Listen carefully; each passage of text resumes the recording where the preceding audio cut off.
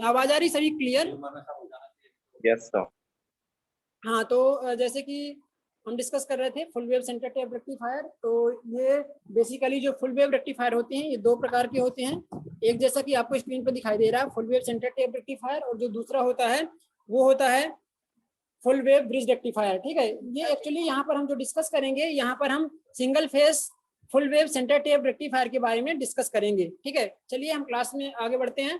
जैसे कि आप यहाँ पर इसका ब्लॉक डायग्राम देख पा रहे हैं, full wave centre tap rectifier. इसको सेंटर टेप रेक्टिफायर क्यों कहा जाता है, हम आगे चीजों को डिस्कस करेंगे। आगे आपको मैं डायग्राम में दिखाऊंगा कि एक्चुअली में हम इसको सेंटर टेप क्यों बोलते हैं। ठीक है, ये क्या काम करता है, ये हमारे क्या करता है कि सिंगल फेस एसी को हमको डायरेक्ट करंट या डीसी में कन्वर्ट करने का काम करता है। यहाँ पर आप देख पा रहे हैं जो ये आपको दिखाई दे रहा है, यहाँ पर हम एसी इनपुट कराते हैं और यहाँ पर हमको आउटपुट में डीसी प्राप्त होता है। ठीक है, ये एक फुल वेव रेक्टिफायर है। ठीक है, यहाँ पर हमने एसी सिग्नल को इनपुट कराया। ये क्या है, एसी सिग्नल है जो कि इनपुट के रूप में यहाँ पर अप्लाई कर रहे हैं, और यहाँ पर इस इनपुट का ये हमको यहाँ पर आउटपुट प्राप्त हो जाता है। आउटपुट में वी आउट के नाम से हम इसको जानते हैं। यहाँ पर हमको आउटपुट वोल्टेज प्राप्त हो जाता है, इनपुट वोल्टेज, और ये है आपका आउटपुट वोल्टेज।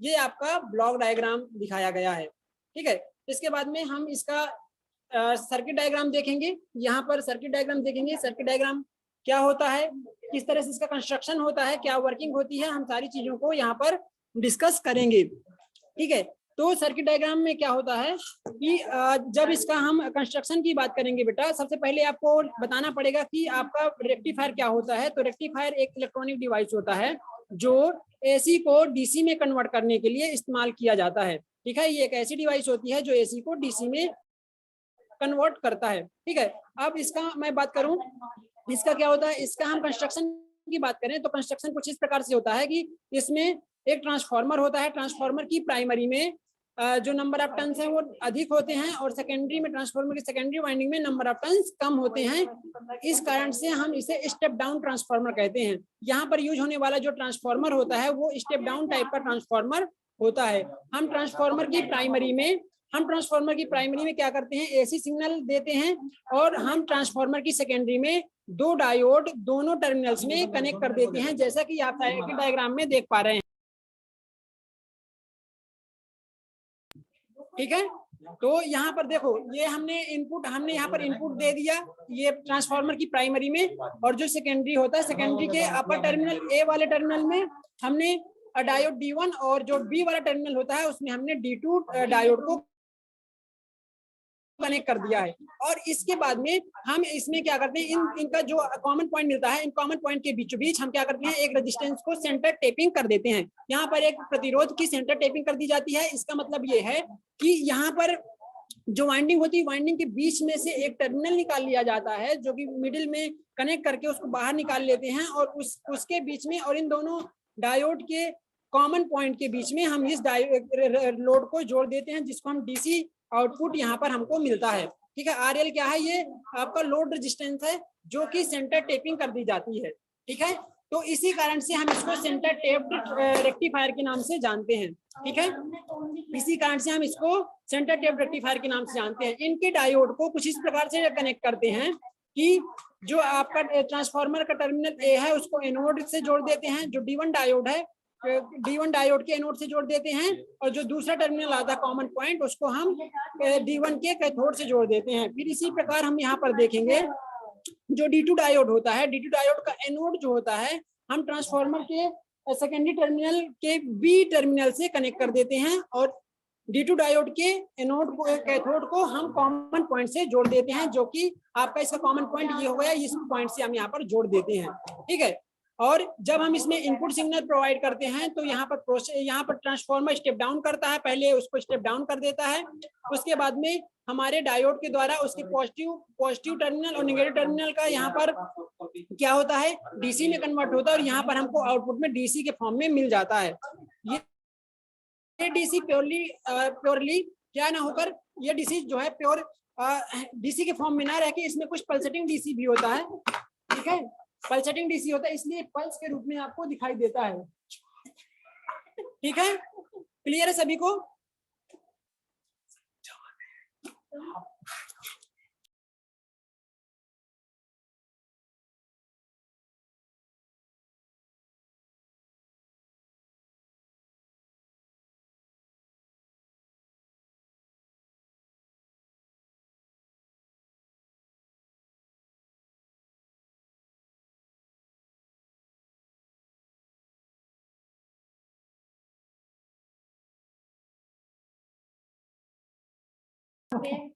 ठीक है, इतनी चीज समझ में आ गई सभी को? इसके बाद में हम डिस्कस करेंगे इसकी वर्किंग कैसे होती है। तो वर्किंग जब हम देखो इसके पॉजिटिव टर्मिनल, यहाँ पर पॉजिटिव पल्स जब अप्लाई होता है आपके ट्रांसफार्मर की प्राइमरी वाइंडिंग में, यहाँ पर हमने प्राइमरी वाइंडिंग में पॉजिटिव पल्स अप्लाई किया, तो इस केस में क्या होगा कि देखो जब यहाँ पॉजिटिव अप्लाई होगा तो यहाँ भी ईएमएफ पॉजिटिव ही बनेगा, तो ये वाला टर्मिनल पॉजिटिव हो जाएगा और ये वाला टर्मिनल इसके रेस्पेक्ट में, ए टर्मिनल के रेस्पेक्ट में आपका जो बी टर्मिनल है वो क्या हो जाएगा, ये नेगेटिव हो जाएगा। तो जब ये पॉजिटिव हो जाएगा और ये नेगेटिव, तो देखो यहाँ पर ये पॉजिटिव एनोड पॉजिटिव से कनेक्ट हो जाएगा और जो आपका क्या है, आपका जो नेगेटिव टर्मिनल जो आपका कैथोड है वो इस नेगेटिव से यहाँ से कनेक्ट हो जाएगा, तो ये फॉरवर्ड बायस में आ जाएगा। एनोड जो है पॉजिटिव टर्मिनल से, कैथोड जो है नेगेटिव टर्मिनल से कनेक्ट हो जाएगा। तो इस प्रकार से जो इसकी पोलैरिटी होगी ये फॉरवर्ड हो जाएगी, तो हमारा D1 डायोड कंडक्ट करने लगेगा। जबकि पॉजिटिव जब अप्लाई हुआ है तो D1 डायोड कंडक्ट कर रहा है और इस केस में ये नेगेटिव है, ठीक है, ये नेगेटिव है और इधर से पॉजिटिव है, तो ये नहीं कंडक्ट करेगा, सिर्फ और सिर्फ आपका D1 diode positive half cycle apply होने पर कंडक्ट करेगा। तो इसके कारण हमको यहाँ पर आउटपुट मिलेगा, ये पाथ बनेगा।